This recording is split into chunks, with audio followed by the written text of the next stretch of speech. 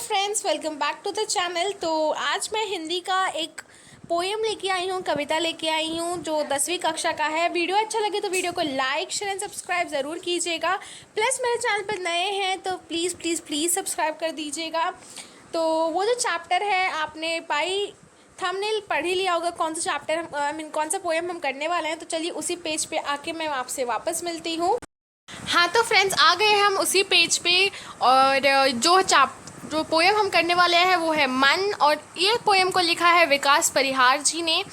और ये पोएम मुझे लगता है थोड़ा सा आप सबके लिए कंफ्यूजन क्रिएट कर सकता है, बट कोई नहीं, कर लेते हैं इस पोएम को। इसके लिए बस मैं ये वीडियो लेके आ गई हूँ। तो अगर मैं इस साइड देखूँ परिचय का, तो आप लोग खुद से पढ़ के समझ सकते हो, बिकॉज ये इतना इम्पॉर्टेंट नहीं है। अगर आपको इंटरेस्ट है कोई भी पोएट या पोएटिस के बारे में पढ़ने में, तो आप यहाँ पे साइड में परिचय उनका पढ़ सकते हो, उनकी जन्म। और बस मैं आपको ये बताना चाहती हूँ, ये जो कविता है वो हाइकू है। हाइकू मतलब होता है क्या, ठीक है। तो हाइकू होता है कि उसमें जो होता है, देखो यहाँ पे वर्णन किया गया है। पहले 5, ठीक है, शब्द रहते हैं, ठीक है। उसके बाद 7 एंड देन 5, ठीक है। मतलब टोटल 3 लाइंस के ही होते हैं। और पहले 5 शब्द होता है, शब्द, ठीक है। हमने वर्ड लेटर्स कहा है, ठीक है। 5 शब्द रहते हैं, फिर 7 शब्द एंड देन वापस 5 शब्द। तो फ्रेंड्स, ये सारे जो 5, 7 और 5 वो शब्द जब मिलके टोटल 17 वर्ण के होते हैं, ठीक है। 17 लेटर्स के होता है और सिर्फ 3 लाइन का होता है। ये स्पेशलिटी है हाइकू की। ये जापान का लोकप्रिय काव्य विधा है, ठीक है। तो जापान का है और बहुत छोटी छोटी सी होती है। और उस छोटी छोटी लाइन में ही जो पूरा पोएम, जो पूरा मीनिंग होता है, उसमें ही बस रहता है। देख सकते हो कितने छोटे छोटे लाइन्स है। बहुत ज़्यादा इंटरेस्टिंग होने वाला है आज का वीडियो। तो चलिए फर्स्ट लाइन से शुरू करते हैं। इसको पहले मैं हाईलाइट कर देती हूँ एंड देन हम वापस मिलते हैं एक्सप्लेनेशन के साथ। हाँ तो फ्रेंड्स, मैंने हाईलाइट कर लिया है। और जो कविता लिखा हुआ है, घना अंधेरा चमकता प्रकाश और अधिक। तो इस लाइन का जो मतलब होता है कि देखो, जब अंधेरा होता है और उसमें छोटी सी भी रोशनी अगर हमें दिखाई देती है, ठीक है, तो वो हमारे जीने का सहारा बन जाता है। मतलब हमें कुछ लगता है कि हाँ, जब एक और एग्जांपल मैं लेके बताती हूँ, ठीक है। आप जंगल में घूम हो चुके हो, ठीक है, और बहुत अंधेरा है, आपको नहीं पता आप कहाँ जा रहे हो, लेकिन अचानक से वहाँ पे अगर आपको कोई प्रकाश, तो जब छोटा सा भी प्रकाश हमें दिखता है तो हमें राहत सी लगती है, ठीक है। जैसे लगता है कि हाँ, हम जो है अब इस जंगल से निकल जाएंगी। तो बस वही एग्जाम्पल यहाँ पे दिया है कि जब बहुत सारी परेशानियाँ आती है और जब हमें थोड़ा सा जो बोलते हैं ना रोशनी दिखते, रोशनी की किरण दिखते कि हाँ, उस अगर हम ऐसा काम करेंगे तो हाँ, हम इस मुश्किल से बाहर निकल पाएंगे। तो वो हमारे एक बोल सकते हैं ना जीने का सहारा बन जाता है, ठीक है। मतलब उस परेशानी से निकलने का हमारा सहारा बन जाता है। तो इस लाइन से हमें ये समझ में आता है। लाइन जब आप रीड करोगे तभी आपके अंदर से वो मीनिंग बाहर आएगा। तो अगर आप इसको जब ध्यान से रीड करोगे ना, आपको तभी समझ में आ जाएगा ये लाइन बोलना क्या चाह रहा है। तो चलिए मिलते हैं हम अब सेकेंड लाइन में। हाँ तो फ्रेंड, सेकेंड लाइन है, करते जाओ पाने की मत सोचो जीवन सारा। इस लाइन से हमें ये समझ में आता है कि इसमें क्या बताया जा रहा है कि हाँ तो फ्रेंड्स, इस लाइन से हमें ये समझ में आता है कि इस लाइन में बताया हुआ गया है कि देखो, जब हम कोई चीज़ करते रहते हैं, ठीक है, और हम उससे सफलता नहीं मिलती है, ठीक है, तो हम उस लालसा से करते हैं कि हाँ, उस काम में हमें जल्दी से ही सफलता मिल जाएगी, ठीक है, जल्दी हम सक्सेस हो पाएंगे। बट आप उस सक्सेस को बारे में मत सोचो, आप उस काम के बारे में सोचो। जब आपका काम अच्छे से होगा तब ऑफकोर्स सक्सेस जो है आपको मिल ही जाएगा, ठीक है। तो इस लाइन से बेसिकली यही बता रहे हैं कि करते जाओ, मतलब अपने जीवन में पुण्य काम या बोलते ना अच्छे ग्रेट वर्क्स, अपना ही काम करते जाओ, ठीक है। और फल की चिंता मत करो, ठीक है। फ्रूट तो मिलेगा ही, और जो फ्रूट मिलेगा वो बहुत ज़्यादा जूसी और स्वीट भी रहेगा। जस्ट आपको क्या करना है, अपने काम पे ध्यान देना है, ठीक है।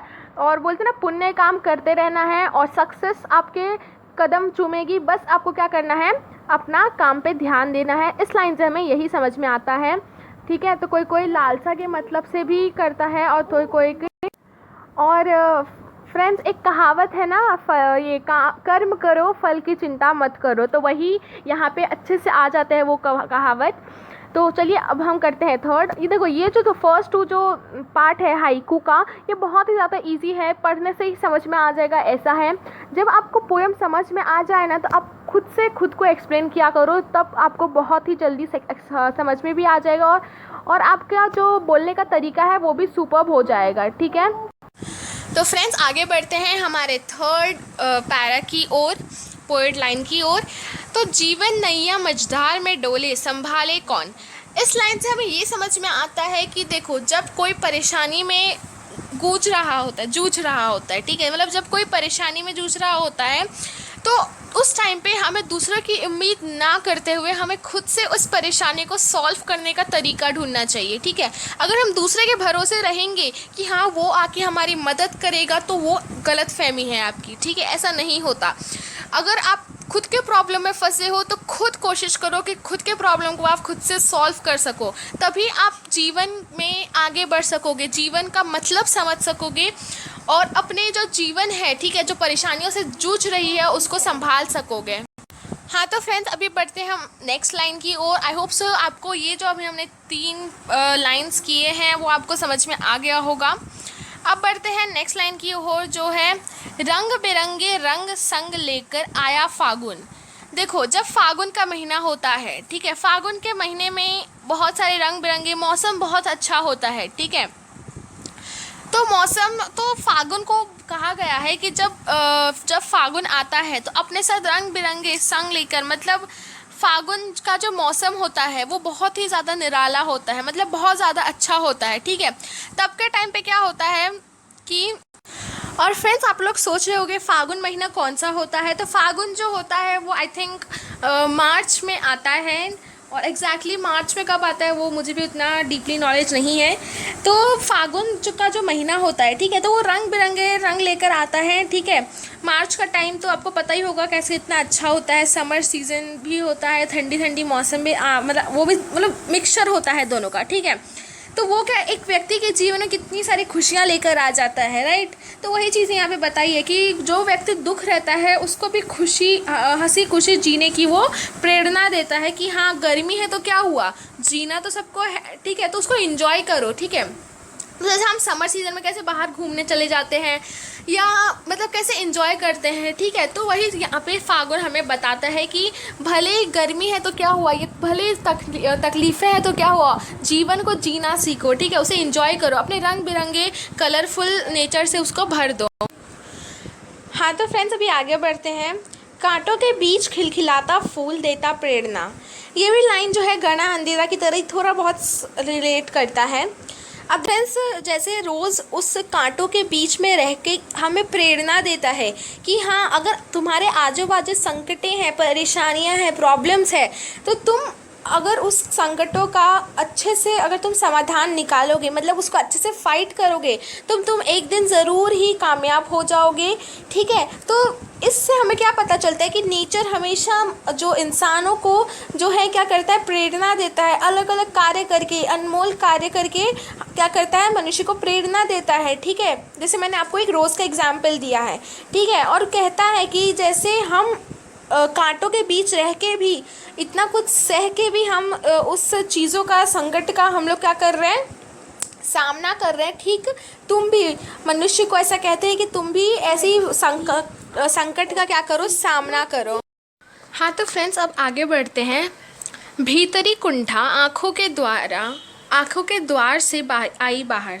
देखो, जब हम बहुत ही ज़्यादा डीमोटिवेट फील करते हैं, या बहुत ही ज़्यादा हमें लगता है कि हाँ हमें जो चीज़ मिलनी चाहिए वो मिल नहीं रही है, ठीक है, तो उस टाइम को, मतलब जब जो सैडनेस हमारे अंदर रहता है, ठीक है, उसको बाहर निकालने में जो है हमारे आँखों से क्या, उसके जगह पे क्या आंसू निकल आते हैं। ठीक है, जो बहुत ही ज़्यादा कमज़ोर होते हैं या जो कमज़ोर नहीं भी होते हैं, ठीक है, तो जब वो डीमोटिवेट हो जाती है, उन्हें लगता है कि वो हार रहे हैं उस चीज़ों को, तो वो क्या हो जाते हैं, वो बहुत ज़्यादा सैड हो जाते हैं, बहुत ही ज़्यादा अपने आप को अकेला फील करते हैं, और उनकी वजह से बहुत ज़्यादा रोते हैं। ठीक है, लेकिन जब वही जो हम रोते हैं और वही चीज़ जब बाहर आती है तो हमें बहुत ही ज़्यादा अच्छा लगता है, राइट। तो वही चीज़ यहाँ पर बताया हुआ है। हाँ तो फ्रेंड्स बेसिकली इस कविता से, इस लाइन से हमें कवि ये बताना चाहते हैं कि जब हम बहुत ही ज़्यादा निराश होते हैं, ठीक है, या बहुत ज़्यादा दुखी होते हैं, तो उस समय पे क्या होता है कि हमारे आँखों से जो पानी आता है वही हमारे दुखों को लेके बाहर आ जाता है, ठीक है। मतलब हम, हमारे अंदर जो भी दुख रहता है, जो भी सैडनेस रहती है, वो सबको वो बाहर लेके आता है। कौन? हमारे आँखों के द्वार से। आँखों को डोर कहा गया है क्योंकि वहाँ से ही पानी आ रहा है, राइट। पानी आ रहा है इन द सेंस कि आंसू आ रहे हैं, ठीक है। तो ये इस लाइन का ये मतलब कवि बता रहे हैं। और जब हम एक बार रो लेते हैं तो उसके बाद हमें लगता है कि हाँ, हमने अपनी मन की बात किसी से कह दी, या हमें एकदम शांति, हल्का मिलता है, ठीक है। उतना हम टेंस्ड नहीं रहते हैं, हमें अच्छा लगता है, ठीक है। तो हम आगे बढ़ते हैं नेक्स्ट ये लाइंस की ओर। खारे जल से धुल गए विषाद मन पावन। अब जब मैं आपको जैसे ही बताई हूँ कि जैसे ही अब जब हम रो लेते हैं, ठीक है, तो हमारा मन क्या हो जाता है? शांत हो जाता है। बट कभी कभार जब हमारी जो आशा है, जो हमारे विशेस हैं, और वो पूरी नहीं हो पाती है, ठीक है, तो उस टाइम पे क्या होता है कि हमें बहुत ही ज़्यादा सैडनेस लगता है, हम बहुत ही ज़्यादा डीमोटिवेट हो जाते हैं, बहुत ज़्यादा वीक पड़ जाते हैं उस टाइम पे, ठीक है। तो ऐसे टाइम पे क्या होता है कि ऐसे टाइम पे हमारे आँखों से पानी आने लगता है, राइट। आँखों से पानी हम रोने लग जाते हैं, ठीक है। हम बहुत ही ज़्यादा वीक, अपने आप को अकेला फील करने लगते हैं, ठीक है, जब हमारी विशेस पूरी नहीं हो पाती है। तो कवि इससे ये बताना चाह रहे हैं कि जैसे ही हम एक बार रो लेते हैं तो हमारे अंदर का जो भी पाप होता है, या कभी कभी देखो अगर कोई गलत काम करता है, उसको लगता है, पछतावा होता है, ठीक है, गिल्टी फील होती है कि हाँ मैंने गलत काम किया, तो वो भी रो लेता है, ठीक है, क्योंकि उसका गिल्टी हो रही है कि मैंने ऐसा काम क्यों किया। अगर आपने कोई विश किया है और आपको वो चीज़ नहीं मिली, फिर भी आप रो लेते हो कि हमें वो चीज़ मिलनी चाहिए थी तो हमें क्यों नहीं मिली, राइट। तो इस टाइम पे क्या होता है कि हमारे आंखों के द्वारा क्या होता है, आंसू बाहर आते हैं, ठीक है, और फिर हमारा मन शांत रहता है। तो बेसिकली ये जो लाइन है, भीतरी कुंठा वाला एज वेल खारे जल वाला, ये दोनों लाइन जो है, मतलब ये दोनों जो तीन 6 लाइन्स हैं, वो एक दूसरे से रिलेट करते हैं। अगर कहा जाए तो एग्जैक्टली सेम लाइन्स है, ठीक है, मीनिंग दोनों का सेम है, ठीक है। लेकिन जैसे एक बार में जैसे आंसू निकल आता है कि हमारा मन शांत हो जाता है और लगता है कि हाँ, हमने जो पाप किए थे उसका थोड़ा सा तो हमें पश्चाताप हो गया है, ठीक है। तो वो बेसिकली बताना चाह रहे हैं इस लाइन से।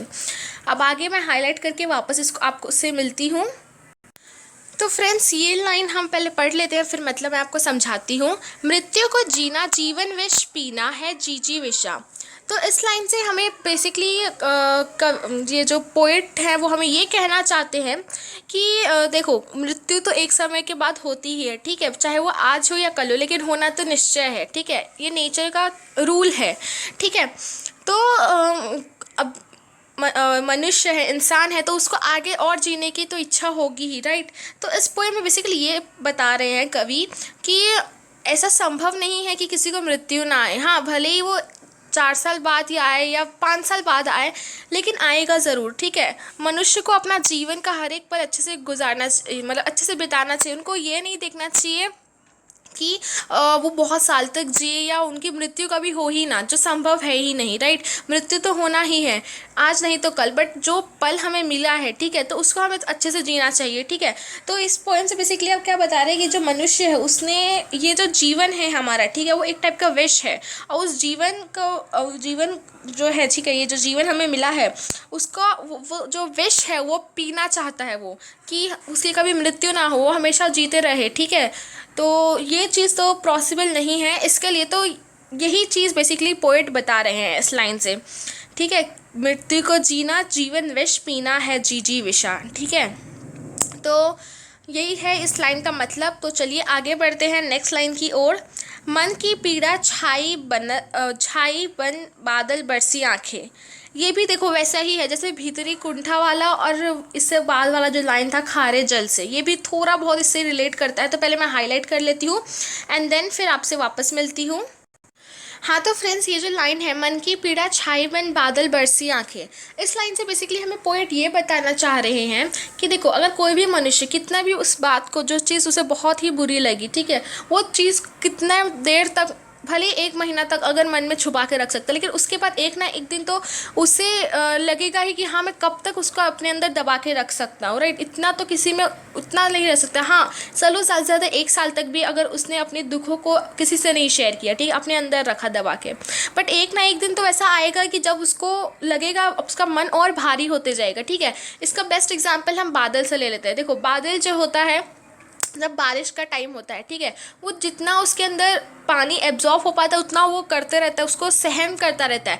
बट एक ना एक दिन तो वो बरसता है, और जिस दिन वो बरसता है तो बहुत ही अच्छे से बरसता है, पता है आप लोगों को, राइट। तो वही बताइए कि हाँ, हम बहुत दिन तक कर सकते हैं अपने जो हमारी जो इच्छा है, जो हमारा मनोबल टूटा है, ठीक है, उसको हम अपने अंदर दबा के तो रख सकते हैं, लेकिन एक ना एक दिन तो वो निकलेगा ही बाहर। और जब वो उस दिन निकलेगा तो बहुत पहाड़ की तरह, बादल की जैसे लगेगा पानी बरस रहा है वैसे निकलेगा, ठीक है। वो कैसे भी हो सकता है, किसी पे गुस्सा करके या अपने विचारों को प्रकट करके, या फिर आंखों मतलब आंस रो के, तो कैसे भी वो प्रकट हो सकता है, लेकिन एक दिन तो ज़रूर वो बाहर आएगा ही, ठीक है। तो ये लाइन से हमें ये बताना चाह रहे पोएट। नेक्स्ट लाइन है, चलती 7 पटरियां रेल की फिर भी मौन।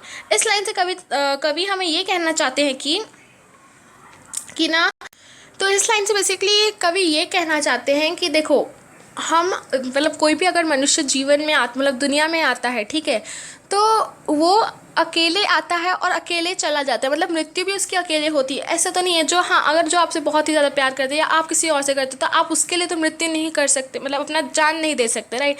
तो हर जो भी मनुष्य आया है वो अकेले आया है और अकेले ही गया है, ठीक है। बस नाम के लिए ये जो रिलेशंस होता है वो, बाकी वरना कोई किसी का नहीं होता, ठीक है। तो इस लाइन से बेसिकली बता रहे हैं, एग्जाम्पल दे रहे हैं कि जैसे रेलवेज़ के जो पटरियाँ होती है, ठीक है, तो वो कैसे पैरेलल रहती है, मतलब वो एक साथ रहती है, एक साथ चलती है, बट फिर चलती है मतलब एक साथ रहती है, ठीक है, फिर भी वो एक दूसरे में उतना इंटरेस्ट नहीं रखती, मतलब चिपकती नहीं है। अगर देखोगे रेल की पटरियों को, 2 पटरियों को, तो चिपकती नहीं है, ठीक है, वो अलग अलग ही रहती है और साथ में काम भी करती है, लेकिन ठीक है, लेकिन वो हमेशा शांत रहती है। तो इसका एग्जाम्पल देते हुए कवि हमें बता रहे हैं कि कैसे मनुष्य आता है, अकेले आता है, अकेले चला जाता है और किसी का कोई मतलब नहीं रहता है। सुख बोलते ना, खुशी के टाइम तो सब आते हैं लेकिन दुख के टाइम फिर कोई सपोर्ट नहीं करता। तो यही लाइन से हमें वो पता चलता है, ठीक है। तो चलिए आगे बढ़ते हैं हम। तो नेक्स्ट लाइन है हमारा, सितारे छिपे बादलों की ओट में सूना आकाश, ठीक है। तो इस लाइन से हमें ये पता चल रहा है कि जब देखो सितारे जब रात में चमचमाते रहते हैं, ठीक है, लेकिन जब ऐसे ही बादल आता है तो उसका जो शेडो होता है वो उस सितारों को छुपा देता है, ठीक है। तो हमें सितारे नहीं देखने को आते हैं और उसके कारण आकाश एकदम सूना सूना लगता है, जैसे लगता है सिर्फ दुखों का पहाड़ टूट पड़ा है, कुछ नहीं दिखता, आसमान एकदम खाली दिखता है, ठीक है। बट जैसे ही चमचमाते हुए सितारे दिखते हैं तो आसमान देखने में और भी सुंदर लगता है, राइट। तो इससे बेसिकली हमारे जो लाइफ है, ठीक है, मनुष्य का जो लाइफ है उसके बारे में बताते हैं कवि कि मनुष्य का लाइफ में जब उसे कोई सक्सेस नहीं मिल पाता, ठीक है, तो बेसिकली वो बता रहे हैं कि जब उसका भाग्य काम नहीं देता, ठीक है, जब उसका भाग्य काम नहीं करता तो वो बहुत ज़्यादा निराश हो जाता है और उसको लगता है कि उसके जीवन में अब सिर्फ दुख ही दुख है, ठीक है। तो इस लाइन से हमें ये पता चलता है कि जब भी कोई मुसीबत आती है, ठीक है, और जब मेन चीज़ उसका जब भाग्य काम नहीं करता तो उसको लगता है कि उसके जीवन में सिर्फ दुख ही दुख है और जैसे लगता है जीवन पूरा उसके सूनेपन से ही भर जाएगा, ठीक है, निराश से ही भर जाएगा। चलिए अब नेक्स्ट लाइन की ओर बढ़ते हैं, सेकेंड लास्ट है, तुमने दिए जिन गीतों को स्वर हुए अमर। अब देखो, जो सिंगर्स होते हैं, ठीक है, जो मतलब जो गीत लिखते हैं, गाना जो लिखते हैं, ठीक है, वो तो लिख देते हैं, ठीक है, अब उस स्वर को, वो जो गीत लिखा है उसको हम कैसे गा रहे हैं, कैसे आवाज़ में उसको प्रकट कर रहे हैं, वो एक गीतकार के ऊपर डिपेंड होता है, एक सिंगर के ऊपर डिपेंड करता है, ठीक है। अगर मैंने गाना अच्छा लिखा है, अगर मैं उसको सिंग सही से नहीं कर रही हूँ, ठीक है, गा नहीं रही हूँ सही से, तो किसी को फिर मज़ा नहीं आएगा, वो लाइन सुनने में भी मज़ा नहीं आएगा। बट अगर मैं उस गीत को लिखी हूँ और उसको अच्छे से मैं एक्सप्लेन कर रही हूँ, अच्छे से सिंग कर रही हूँ, अच्छे से गा रही हूँ, तो वो चीज़ सुनने में भी अच्छा लगेगा और समझ में भी आएगा, ठीक है। भले ही सॉन्ग कैसा भी हो, लेकिन म्यूज़िक मेन चीज़ होता है, म्यूज़िक। और जब तक उस गीतों के स्वर को, ठीक है, वो शब्दों को जब तक एक अच्छा वो नहीं मिल जाएगा, एक अच्छा वे नहीं मिल जाएगा, तो वो कैसे बोलते हैं ना, कैसे बयां होंगे, कैसे समझ आएगा लोगों को, ठीक है। तो मेन चीज़ होता है कि जब कोई सिंगर अपना मतलब गाना गाता है, ठीक है, तो उस गाना को गाने के लिए वो अपनी पूरी हिम्मत जो है वो लगा देता है। तो इस लाइन से हमें यही पता चलता है, ठीक है। तो चलिए अब नेक्स्ट लाइन की ओर बढ़ते हैं। और फ्रेंड्स, मैं इस लाइन का मनुष्य के लाइफ से कंपेयर करना भूल गई। तो मनुष्य का जो मतलब भगवान जो है, ठीक है, जो दुनिया के जो रचनाकर हैं, उन्होंने ही मनुष्य को बनाया है, ठीक है, और मनुष्य को ये शक्ति दी है, ठीक है। अगर ये शक्ति नहीं दी होती, उस गीत को स्वर में बनाने का, ठीक है, स्वर देने का, तो कैसे होता, राइट। तो मेन कौन है, गॉड है, ठीक है, भगवान है, ईश्वर है, जिन्होंने ऐसा हमारा जीवन दिया है और हमें ऐसे व्यक्ति बनाई है, ऐसी शक्ति दी है कि हम उस गीत को पहचान सकते हैं, उस गीत को स्वर दे सकते हैं और अच्छा कर्म करके दुनिया में अपना नाम कर सकते हैं, ठीक है। अब नेक्स्ट लाइन की ओर बढ़ते हैं। सागर में भी रहकर मछली प्यासी ही रही। इस लाइन से हमें ये पता चलता है कि देखो, जब अगर कोई मछली, जो अगर कोई सागर में मछली रहती है, ठीक है, अगर उसने किसी की मदद ना की, ठीक है, तो मछली तो सागर में रहेगी, लेकिन अगर वो सागर में रह के भी, ठीक है, मतलब बहुत पानी होता है सागर में, ठीक है, अगर वो सागर का पानी वो पिएगी नहीं तो प्यासी ही रहेगी ना। मतलब मैं इसको ये मनुष्य के लाइफ से कंपेयर करके आपको बताती हूँ, ठीक है। देखो, मनुष्य का जो लाइफ है ना, उसमें टेंशन्स भी हैं और इमोशंस भी है और साथ में हैप्पीनेस भी है, ठीक है। उसका वो उसके ऊपर डिपेंड करता है उसको कैसे फील कर रहा है। मेन चीज़ होता है हेल्पिंग नेचर, ठीक है। अगर मनुष्य एक दूसरे की मदद ही नहीं करेगा तो मनुष्य मनुष्य कहलाएगा कैसे, ठीक है। मतलब मेन चीज़ होता है हेल्प करना। जब आप हेल्प करोगे, देखो भगवान ने जीवन क्यों दिया है, मनुष्य को ऐसा क्यों बनाया जिससे वो एक दूसरे की मदद कर सके, ठीक है। अगर आप मनुष्य के एक दूसरे की मदद ही नहीं कर रहे हो, हेल्पिंग नेचर ही नहीं है आपका, तो आप कैसे मनुष्य कहला सकते हो। फिर तो मतलब जानवर तो उससे कई ज़्यादा अच्छे होते हैं ना, अभी के टाइम के जो मनुष्य हैं, ठीक है। तो ये चीज़ बताया हुआ है इस लाइन से कि अगर आपको भगवान ने लाइफ दिया है तो आप किसी की मदद करो, ठीक है, कर्म करो, ठीक है। और साथ में ये भी कहते हैं कि एक मनुष्य, ठीक है, अपने लाइफ के लिए, मतलब लाइफ को जीने के लिए बहुत कुछ करता है, ठीक है, बहुत पैसे कमाता है या बहुत वो करते हैं, लेकिन जब तक आप किसी की हेल्प नहीं करोगे तो आपको कैसे पता चलेगा कि हाँ आप बहुत फेमस हुए। भले आपके पास कितना भी पैसा हो, ठीक है, पैसा मायने नहीं देता, ठीक है। आप वो एक ना एक दिन तो वो छोड़ के जाना ही पड़ेगा। आपने जितने भी कमाए हैं, जितना भी मेहनत किया, वो एक दिन एक दिन तो छोड़ के जाना ही पड़ेगा। तब कोई इसका कोई नाम नहीं लेगा कि ये बहुत ही पैसे वाला था या कुछ था, ठीक है। बट अगर आप वही कुछ पैसों से किसी की हेल्प कर दोगे तो हाँ आप हमेशा के लिए उस पर्सन के लाइफ में हमेशा फेमस रहोगे, ठीक है। तो ऐसे ही तो मेन चीज़ क्या होता है, हेल्पिंग नेचर रहेगा तो आप हमेशा फेमस रहोगे। लेकिन अगर आप अपने लिए सिर्फ सोचोगे, दूसरों के बारे में नहीं सोचोगे, तो फिर कोई मतलब कुछ नहीं हो सकता। आप मतलब कवि कहना चाह रहे हैं कि फिर तो ये वेस्ट हुआ, टोटल वेस्ट हुआ लाइफ का, ठीक है। तो लाइफ में हर चीज़ होता है, हाँ आप इन्जॉय करो लाइफ को, बट इन्जॉय के साथ साथ हेल्प भी करो, ठीक है, तो उससे और ज़्यादा इन्जॉय आप कर पाओगे। तो यही कुछ लाइंस थे जो पोएम हमें एक्सप्लेन, मतलब पोएट हमें बताना चाहते थे। आई होप सो आप लोग को समझ में आया होगा ये चैप्टर 1। और वीडियो अच्छा लगे तो वीडियो को लाइक शेयर सब्सक्राइब ज़रूर कीजिए और मेरे चैनल पे बने रहिए। Stay connected, stay tuned with us. और हमें आप इंस्टाग्राम पे भी फॉलो कर सकते हो। तब तक के लिए thank you, take care and bye bye, and keep watching the logic of studies channel. Bye bye.